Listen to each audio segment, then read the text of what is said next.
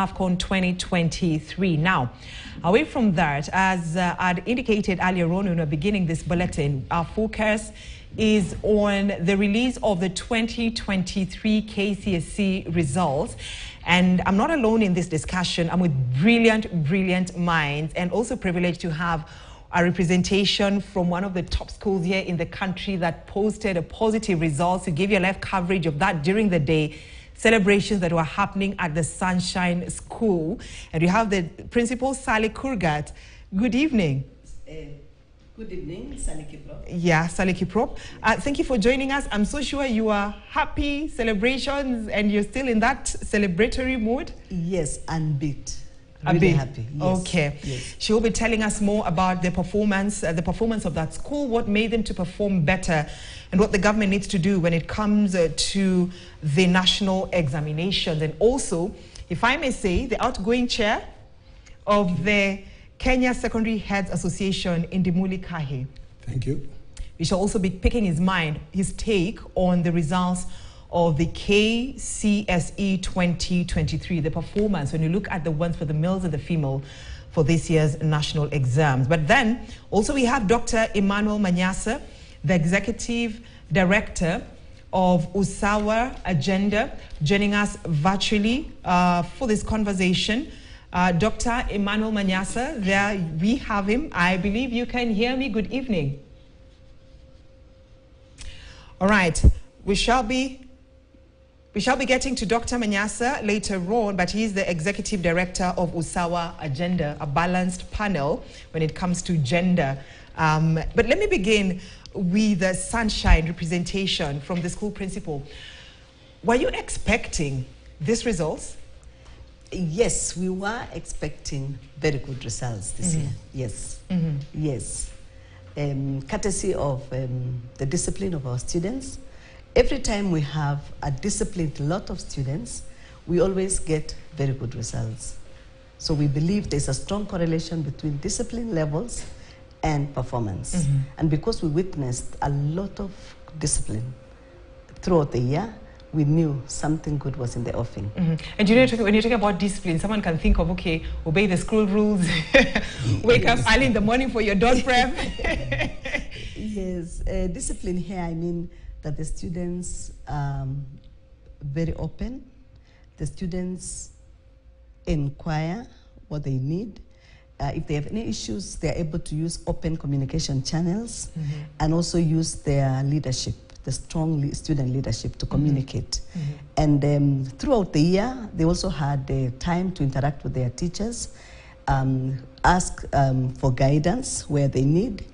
And all along, for us, discipline is that level of understanding, and also from their background, we could not hear a lot of issues with them. Yes. Before I bring in Dr. Manyasa, just kindly paint for us a picture of the sort of results that you have in, from Sunshine School. Sorry?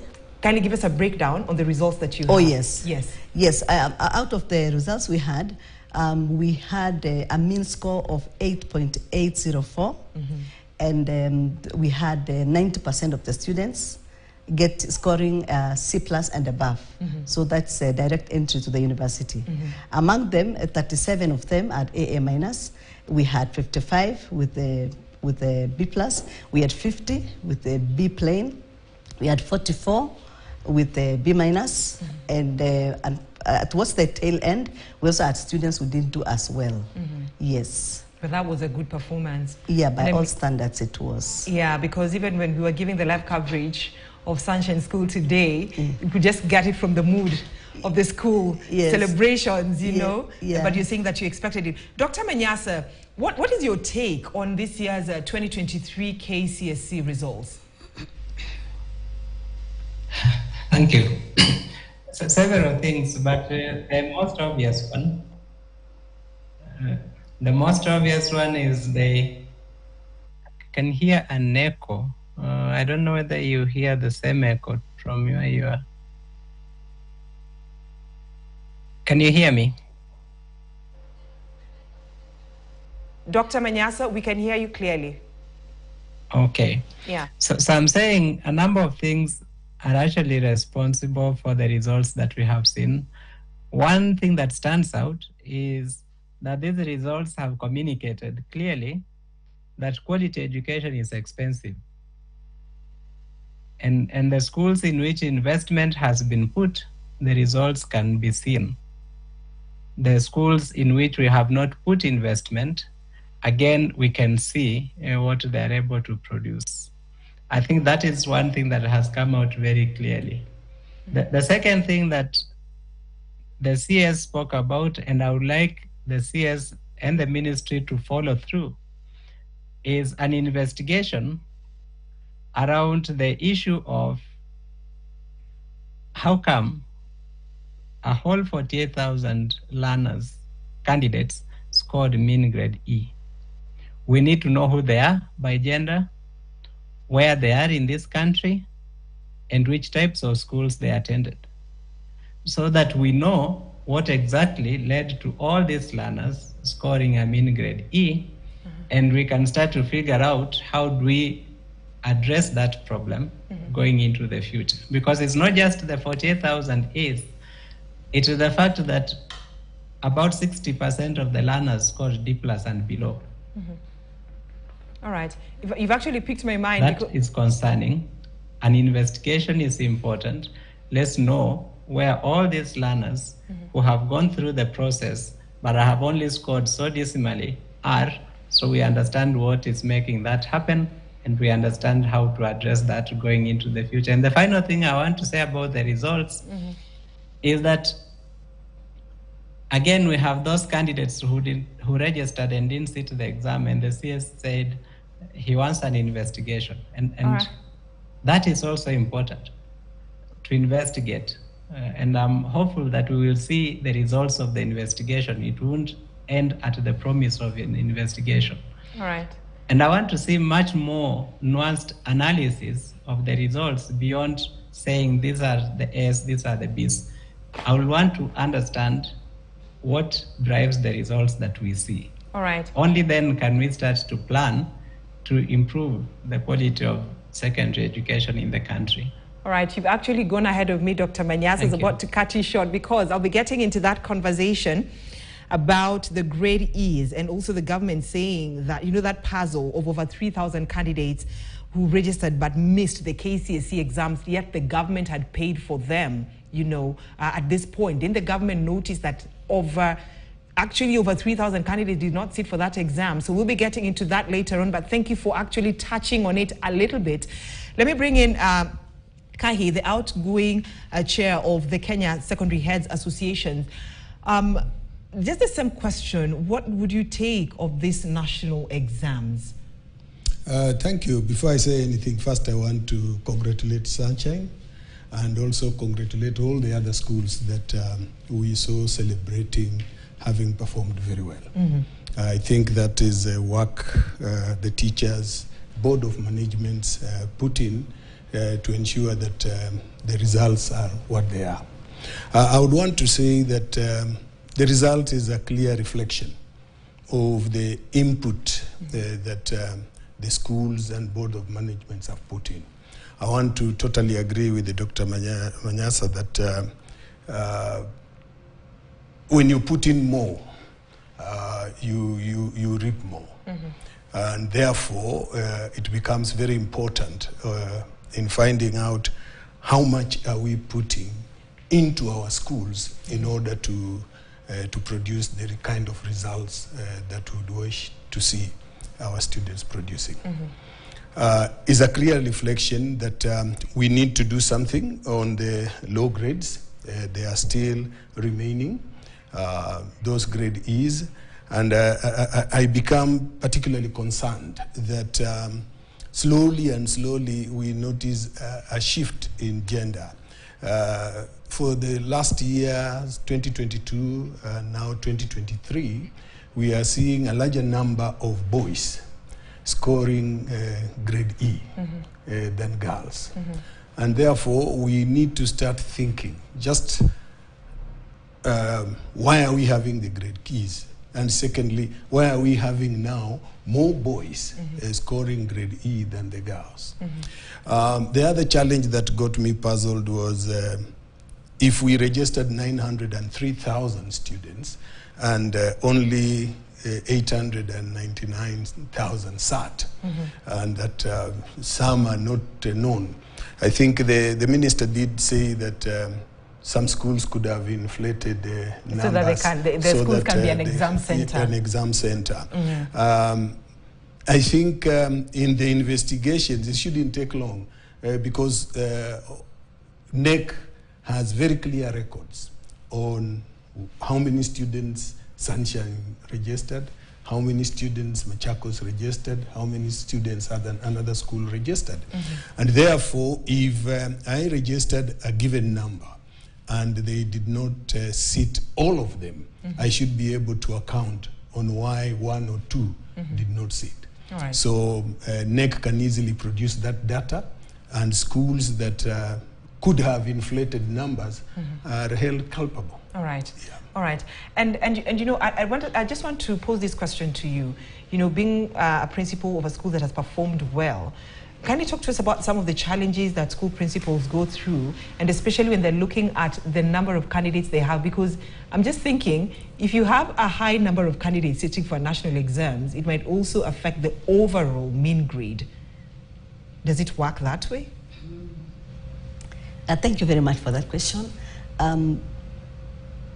Well, it may not have a direct bearing, because I remember last year we had 303 candidates, and we posted a mean of 8.5.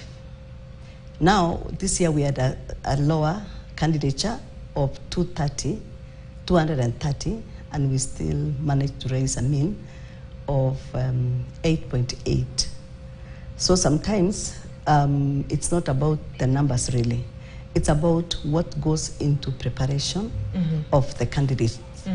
In a school like Sunshine, where we have a large number of staff, the numbers of candidates or the classes won't matter, because we already have a large labor force in the school. So it's more like the ratio of teacher to student is balanced. Yeah, exactly. Okay. Yes. So then it means you're actually agreeing with what Dr. Manyasa has said and what Kahi has said, that when a school invests in an education of a student, we expect good results. Excellent. Totally in agreement. Because a school like Sunshine invests in staff, both teaching and the support staff. The students are comfortable from where they sleep to what they eat to their classrooms, because there are people ready to clean for them. When it comes to the teaching, the teacher-pupil ratio is 1 to 35. So we always ensure our classes are not more than 40. They range between 30, 35, at most 38. And the Board of Management of Sunshine Schools, among the other sister schools, have really invested heavily in the infrastructure. The classes are quite spacious, and there are several other rooms for the various specialities. And plus a very supportive parents representative body, the PA, that goes out of its way to motivate the learners also and support the teachers. All right. Alongside that, also teamwork among staff members, where a lot of team teaching happens. Yeah, no one has a monopoly of knowledge. So that team teaching goes a long way in helping the learners learn what another colleague may not be excellent about. So that team teaching, that parents representative, that teamwork, and then that board support, alongside also the cooperation from the students. As I mentioned earlier, discipline levels and their commitment.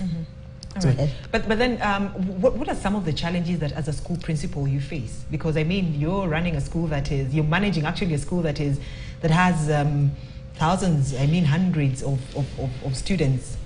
One of course, now as a challenge that can face is in terms of trying to inclusivity, you know, creating an inclusive learner-centered approach. Some of the learners we have different abilities. And one of the things you have to do as a manager, which is not as easy, is to be able to understand exactly the abilities each of these learners so that you can group them and you can be able to introduce what we're calling inclusive education, where you're able to pair them according to their abilities, because you realize one is very good in one subject and could be not be as good in the other. And because of the time constraints, it becomes very difficult now to create that time to be able to reach the individual needs of that particular learner. So the timetable is made in such a manner that, again, they are all occupied almost all the time. Yeah. All right. Yes. Right. And Dr. Manyasa, I mean, we are talking about, it's good you touched on it, so let me get just into it. We're talking about the grade E. And the new grading system that was brought in, actually put into place by the government, was actually to improve the performance of students. But when it comes to university transition, the question is, has it achieved that? You know, the grading system was a small component of what needs to be done to improve the grades that learners obtain when they sit national examination. The grading system was meant to say a lot of candidates who are good in one area and not good in another have ended up not being able to progress to go and study what they are good in because they have been bogged down by what they are not good in. Case, for example, you have students who score S in sciences and who will score E's in arts, or score S in arts and will score E's in sciences.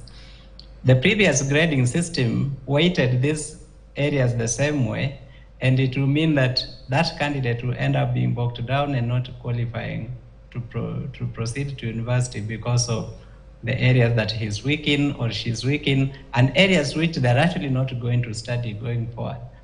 So that grading system was meant to address that. But on overall performance, it is the school factors that drive, school and home factors that drive the learning outcomes. And those factors are the schools adequately equipped? Are they adequately staffed? Are those schools properly led? Because leadership is very critical. In all the schools where you have seen good performance, there is also something very, very positive about the school heads. So those for me are the main factors. Right. If you have a school that is well equipped with the facilities, sufficient quantities and quality of facilities, and sufficient number of staff who are sufficiently motivated, and the right leadership, the learners will obtain good grades, they will perform well. All right. That is not what you find in majority of our schools, especially when you look at the smaller schools, sub-county schools. They don't have that. They have very little investment put in them. Most of them don't have even half of the number of teachers that they need. Most of them are struggling with leadership challenges as well. Right. I know that, for example, what has been happening is that if you are given a big school to head and you misbehave, then they take you to head a small school. And I have head teachers I can point out, I am not imagining. The question I keep asking myself is, they are punishing this head teacher by taking him or her to a small school. What has the children in those schools done to deserve the punishment? Because that punishment is two-way. It's not just going to be on the bad head teacher who is taken to a small school, but it's also going to be on the children who are unfortunate enough to be in that small school who are now given a bad leader, who will make it difficult for them to survive amidst all the other challenges that they face. And I think that those are critical issues that we need to look at when we're looking at overall improvement of quality of learning in our secondary schools. All right, and Kahi, when I asked Dr. Manyasi, I mean, this new grading system, and he's explained it, you know, it was a way of trying to also look at the weaker, let me use that word, the weaker, principal, am I right to use that word, like a weaker student subject-wise to consider them. You know, if you're performing in one subject better, at least they consider you in this other subject. But then let's look at it at grade E. What does it say, this new system? First of all, I would like to say that the change in the grading system actually came about from our own as teachers, feeling that the children were being punished twice. Because when you have almost 6, 7 compulsory subjects, you're not good in English, you're not good in Kiswahili, you know, you are punished by getting a lower grade. Then you go to cluster for university admissions, again you find in the clusters that subject is again being taken. So you find you have been hit twice, at the point of the overall mean grade, and secondly at the point of clustering for university course placement. So that was supposed to have cured that problem and increase the transition, the percentage of students going to the university. But the results were not going to be realized with this lot. Remember, this lot was preparing with the old regulations in mind. And when the new change came, I think it was just barely 1 or 2 months to the exam. So we are not going to realize the benefits with this lot. Maybe the lot coming next year and the years to come. Secondly, Daktari has mentioned quite a number of things that contribute. One, of course, the issue of resources, that schools have enough funds to be able to provide the teaching learning materials, especially when we are looking at the science subjects. Are the students exposed enough to the hands-on activities that they end up picking in the final exam, practical examinations? I'm sure if you analyzed the performances in sciences, particularly physics, you'll find that the practical paper last year really gave the students a hard time. Those who are comfortable are those who are able to have done a lot of practicals. And to do a lot of practicals in any given school, you need funds to ensure that you have the chemicals, you have the apparatus. The situation in Sunshine and the situation in a normal public schools are two different things. That's the private versus the public school. The experience my colleague here in Sunshine will have is very different from the experience my colleagues in an average public or even a senior public school will get. And you are aware that as Kenya Secondary School Heads Association, we've been raising the issue of inadequate funding. And we've even gone ahead and raised a petition in Parliament to address the issue of inadequate funding in our schools. Because, and we've elaborated that when funds are not enough, it impacts on the quality of delivery that we are doing. Right. Of course, teachers are very critical, as we appreciate that government is employing teachers, but would support Teacher Service Commission when they say they still need money to employ more, because that situation is critical in ensuring that we improve. Maybe also, Dr. Manyasa had said that we need to see more of the analysis. There is an elaborate analysis on these examinations. What we may need to find out is these grade E's, they are which type of people? How old are they? Yeah, are they within the age limit that we expect that person to be in a secondary school? Or are they beyond the age? In terms of the people who decided to do like the adult education. You know, yeah. Those are the things that we really need to sieve out. So that when we are saying we have 28,000 boys scoring grade E, can we split it so that we find out, one, in which category of schools are we getting them? All right. Two, how old are they? Because also age contributes. It's a factor. All right.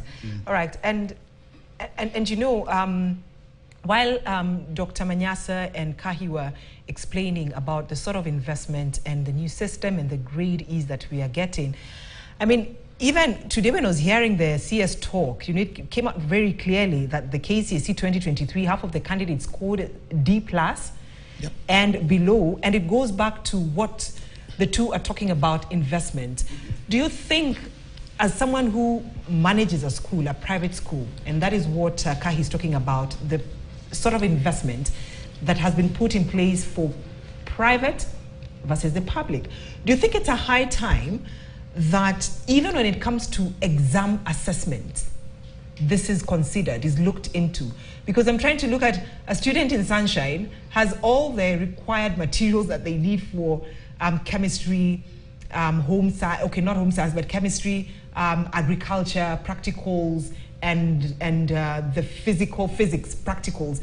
Then now look at a candidate who's sitting for this exam back in the interior parts of this country, is not privileged to have that. Is it a high time the government looked at it in terms of when it comes to assessment? Thank you. I wouldn't think so. That would be, in terms of looking at which school has which facilities to decide on who gets what, I don't think it is the right thing to do. It's a matter of the government prioritizing secondary education. Way back, I came in from a public school myself, and we did well those days. And I believe it was about prioritization from the government side. The issue of doing so many schools, you know, mushrooming everywhere, you know, day schools, you know, schools coming up with literally no facilities, I don't think it's the right thing for the government. I believe the government can sit back and really revisit the so-called upcoming secondary schools and really give those schools resources. It really pains me when I pass by a public school, as it were, a day school, which is a continuation of a primary school, really, without a laboratory, and you expect those students to do well? Not possible. You're right. Yeah, so I believe the government is just to sit back and prioritize. So yeah, from where you say it, let me pick your mind on this, from where you sit, Madam Principal, then even a larger, not a larger, but probably a percentage of a contribution to poor performance in some of these public schools, because not all have performed badly, but some of the public schools, is because of the free, you know, the 100% transition. Is everyone go to high school, and yet the sort of infrastructure that the school has cannot accommodate this number, especially when it comes to the teacher-student ratio. Because at Sunshine you're talking about, you have that ratio, it's balanced. Yeah. But in some public schools, it's not there. Yeah. So do you think the contribution of the free, like, I mean, 100% transition has contributed to this? Partly so, because that transition should be accompanied by the provision of resources. And when you look at this transition, it's a good idea. I believe every child is gifted. They may not all be scientists, but they could be artists. They could have a special talent. I believe God has deposited in every child some special gift. So even though even go to those small schools and they get in somebody there who is able to embrace them and encourage them that there is something good in them, and that you can add value to them. And if they get a supportive team, and with the infrastructure, every child is able to get something. All right. Personally, I don't believe in the E's, because I feel it frustrates the children. It makes them give up. And when a child starts imagining that E, they give up way in advance. And I don't think any child in this country should really deserve that E. I believe the least that a child can deserve is maybe a D+, because if you cultivate what is in them, there is no child who is going to get an E. So are you trying to say indirectly somehow that the government ought to have looked at it instead of giving this child an E, wacha tupe tuka D-, D+, ama D plain kidogo tu? Well, not just dishing out, but I believe it all starts with the entry at Form 1. What happens to this child? Assuming a child has gone to high school, with 100 marks. This child already is needy in the sense that they believe they are poor. So at the reception, when they get to high school, because I believe in high school, even us at Sunshine and any other school, we believe in value addition. Right. Some of the marks we take sometimes are very low, unbelievably low. But what we believe when they come in, we tell them, look, you are all going to start from the scratch. It doesn't matter whether you got 400 or 350. When you come in, we do introduction to physics. All right. Introduction to everything. So you prepare the child psychologically that the marks you got at KCP is only to give your way into high school. Then from high school, we begin afresh. All right. Yes. All right. And Dr. Manyasa, let's shift our focus. We've not forgotten about you. You're still with us in this discussion. Let's shift our focus to the puzzle. You know, that question of the government having, through the Ministry of Education, having over 3,000 candidates who are registered. The government paid for their national examination fees, but they missed the KCSE exams. And now President William Ruto has ordered for a probe, you know, in the more than 3,000 candidates who registered for the exam and never sat for this exam. Why is the government acting so unaware? I don't understand, because what I know is that there are so many students, and if you live in this country, you saw that last year in majority of our schools, children were barely in school. They were always on the road going home to look for money because government did not send capitation on time. The principals found themselves between a rock and a hard place. They have to meet the needs of running a school. There is no capitation forthcoming from the government, and they are sending children home.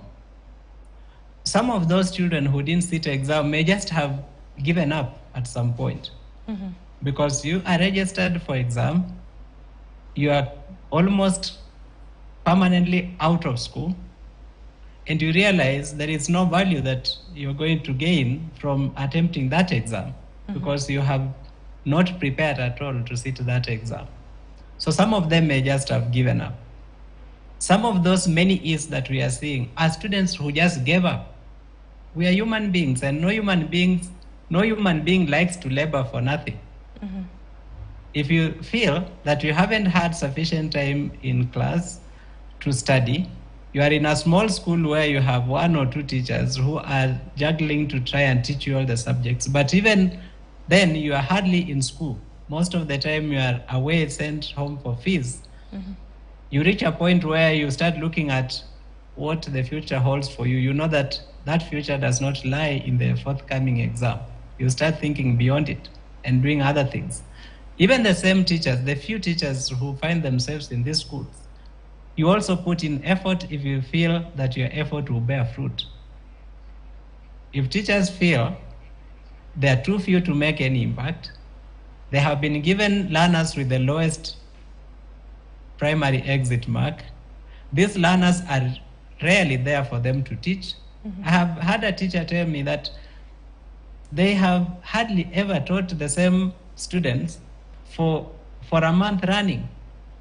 You are teaching, you have a class of 40, but every time you have 25 or 15, next time you introduce a new topic, you have another set of 15. The previous 15 that you started the course with have been sent home for fees. So children are rotating, coming in and going.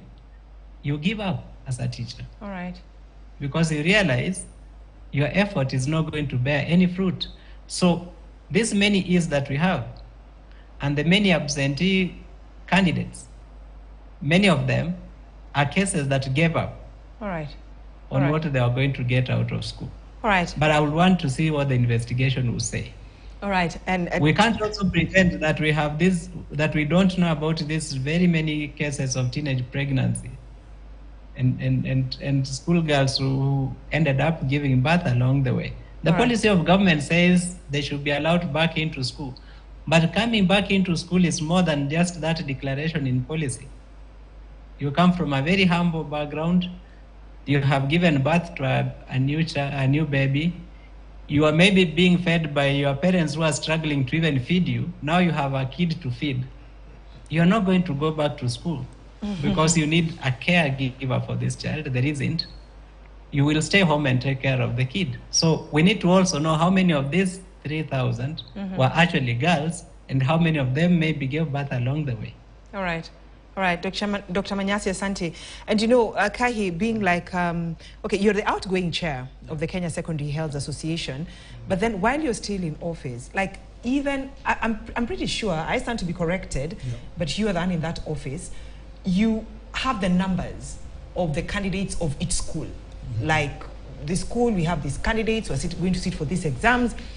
Now here comes the government. Let me just quote what the CS said directly. This is what he said. I'm concerned with the number that failed to sit the examinations, as it would point to a situation where some schools could be inflating the figures of registered candidates to meet the minimum threshold of 30 candidates required to be enlisted as an examination center.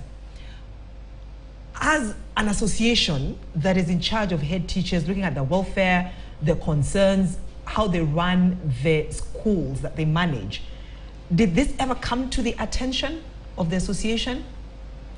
Thank you. First of all, I do not want to appear to to contradict what the minister is saying. But what I would say is there are very clear records. It is not possible to inflate numbers with the naming system present today, because NEC can easily compare the candidates that they have and what we have on names that the government is funding. What we needed to find out exactly is why are we having those 3,000 not in school? There are quite a number of reasons. Because I know all these students who are registered and they were actually students in our schools. What could have happened is many of them register and disappear. They register and they just stay out of school. I have colleagues in some of our sub-county schools who have raised concerns that they have students who registered and they are no longer coming to school. They cannot be found. So allow me to cut you short. So when they do that, yes, do you also pass the same concern to the government through these school principals? Yes, we have passed that concern. The thing is, once you register them, the process of deregistering them is laborious. And therefore, you need to just wait for them to come. And when they appear, even if they were not in class, and you had registered them, when they appear to sit that exam, we will allow them to sit exam. Because the contract they have now is between them and Kenya National Examination Council. The principals have no right to block any child from sitting that exam because the child was not in class. But if we look back, there are policies that also say the students should have been in class continuously for this number of years or this number of days. But that policy is normally overlooked once the child is registered. And because it is government that is paying for this registration, the child will come in at term 1, okay? Like now, the students will be in school.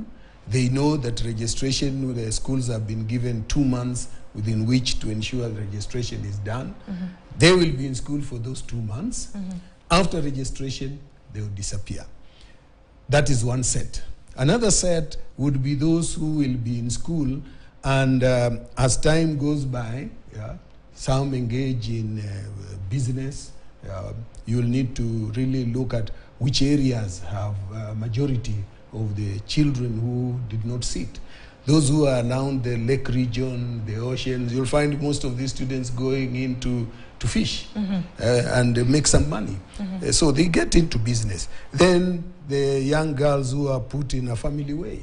And what Dr. Manyasi was talking about. And then they are not able to come back and sit these exams. And if they came back and sat, they have not prepared so well, and therefore they produce the kind of results we are talking about, the grade E's. You had mentioned and asked Madam, and I want to agree with the response she gave you, that we would not want to say that government should look at facilities and what, and then assess accordingly. No, government should just ensure that each and every school has the minimum required facilities to ensure proper teaching and learning is going on in those schools. All right. Yeah. All right. And let me pass this question to you. I know, of course, Sunshine produced, the best results, and you are indeed grateful for that. But also of important is 20 candidates from national schools had a grade D-. How possible is this? And it's a difficult question, but how possible is this to have, 20 candidates from national schools posting a D- grade? Thank you very much. It is very possible for students, even in national schools, to post such grades, because again, as my colleague here has mentioned, that it also depends on the attitude of these learners towards that education. And some of them come from very difficult situations, as it were. And as you're saying, if they don't have the basic needs, even a child, the children of this generation are very different.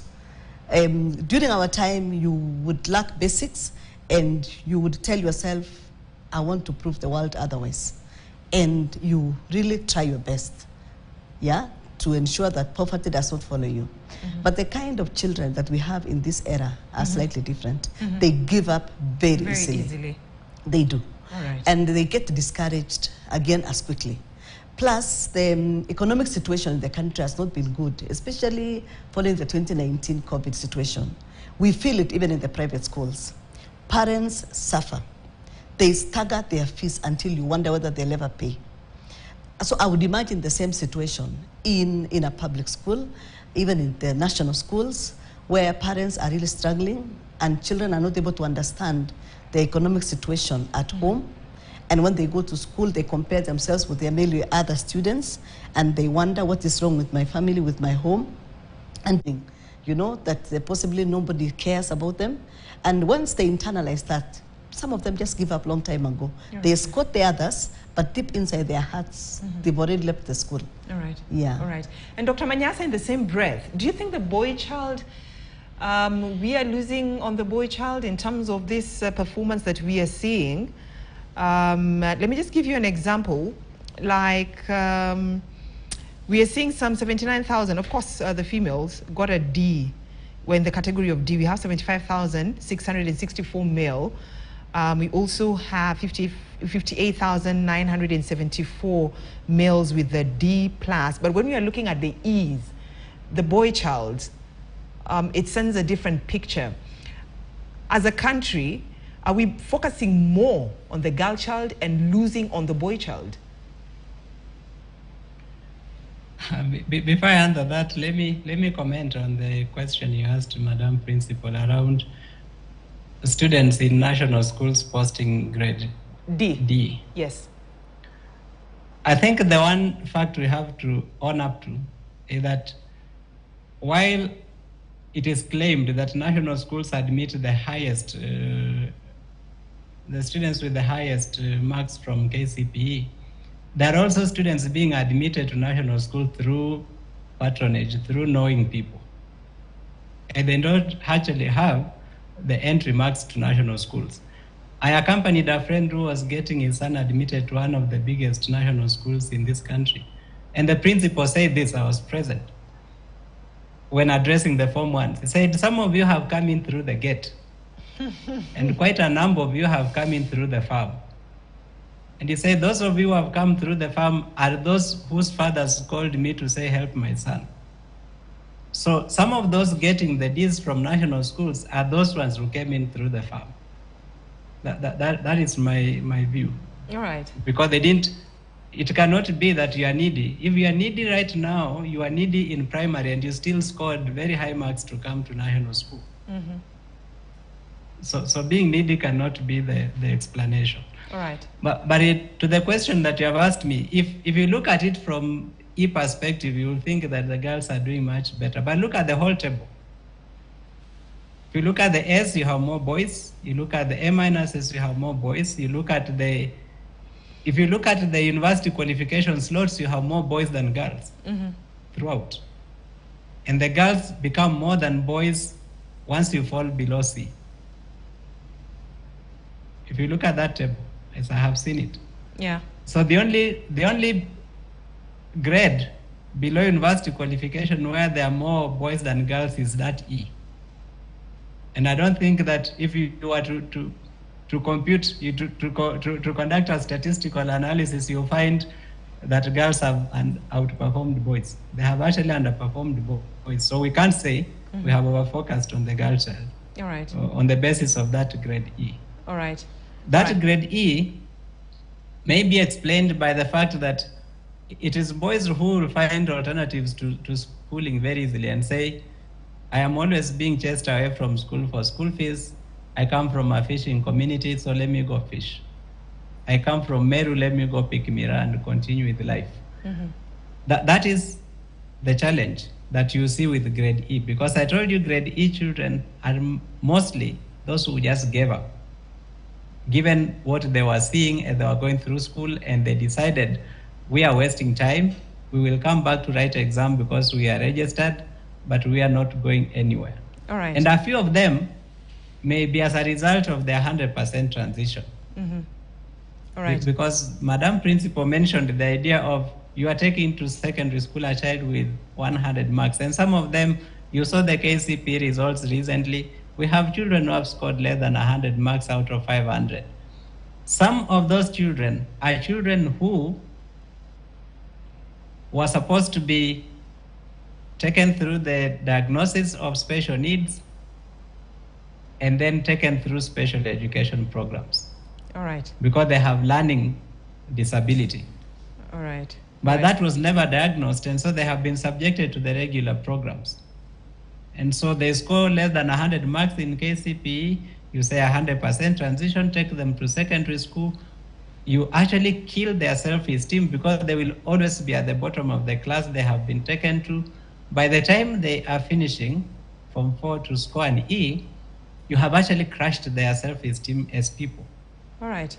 So I think it is also an opportunity to relook the 100% transition policy and ask ourselves, should we transition everyone to secondary school, or should we transition some of the children to vocational institutions, but it widen the course of subjects that they can learn there, so that we are not just teaching them handwork like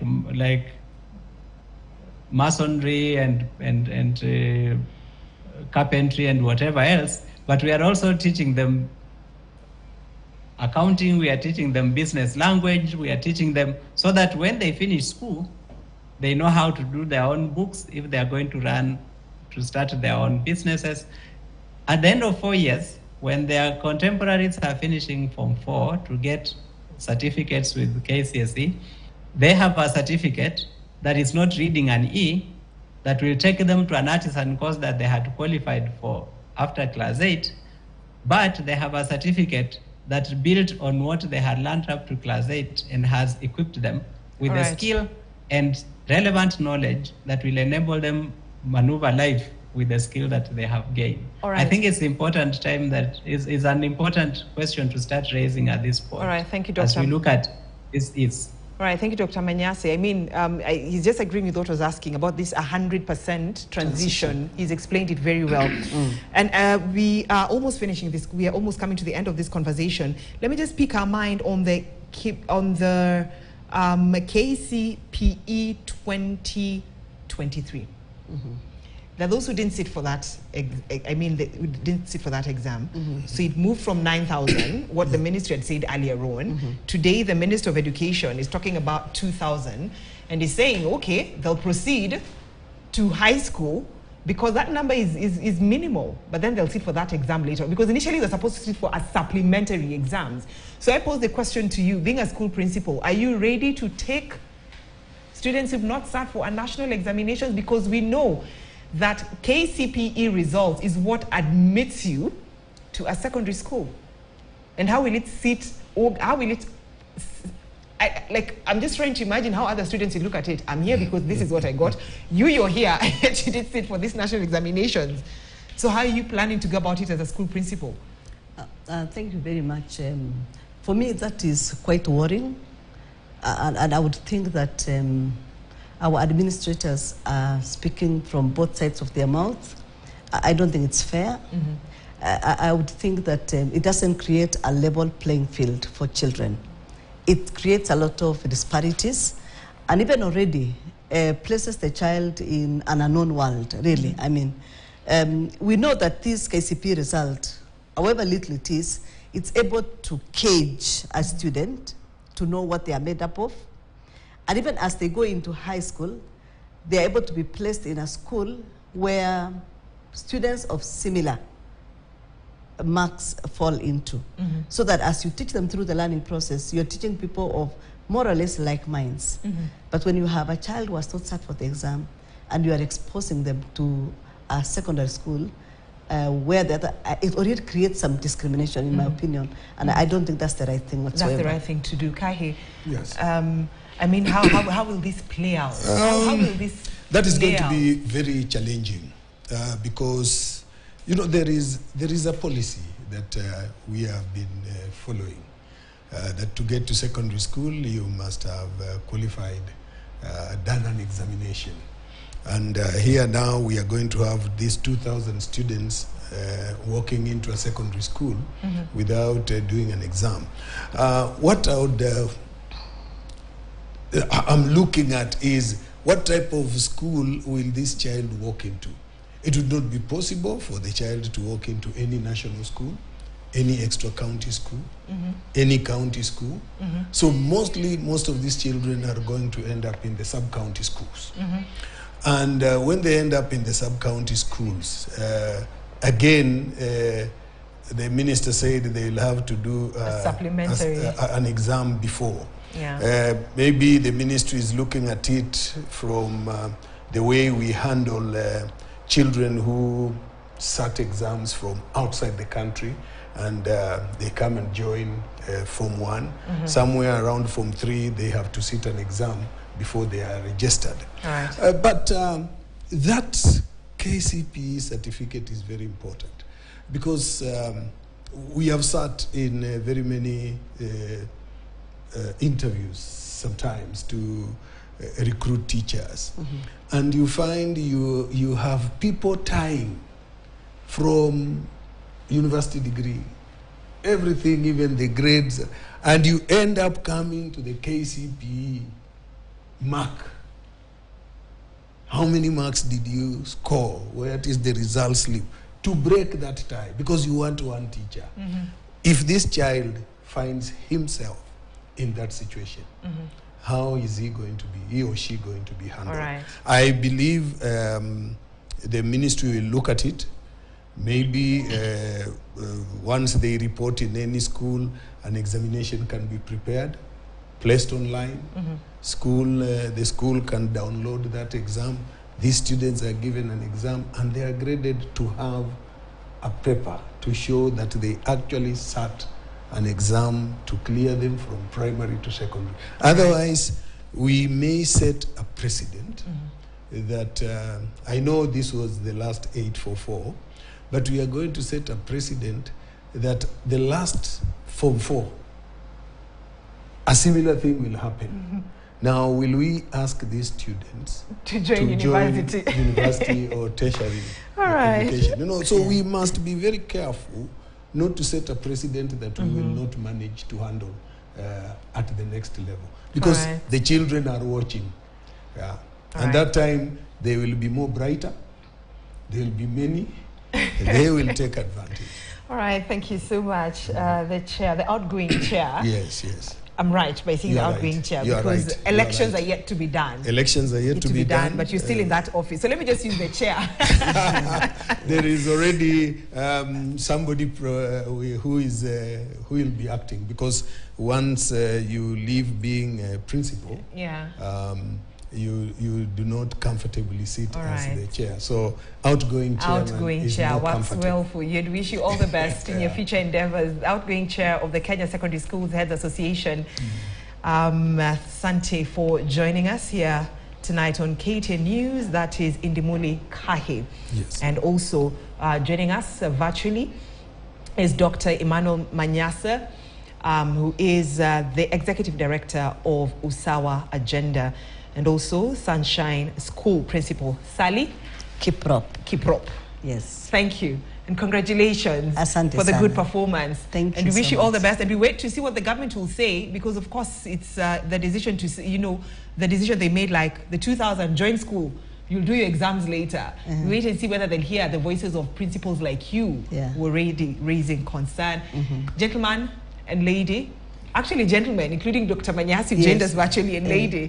Thank you. My name is Brenda Zedder. Did you enjoy the rest of your viewing? And of course, we're still keeping a keen eye on the KCSE results that were released today by the Education Cabinet Secretary Ezekiel Machogu. Of course, celebrations will continue tomorrow for the ones who performed well. And the ones who didn't perform well, this is not the end of life. You still have a lot to contribute to the community. Good night. And the sign language interpreter is Philip Omondi. To the men and the women who made this bulletin a success, Asante Sana, including your viewers, thank you for your time. Good night. God bless.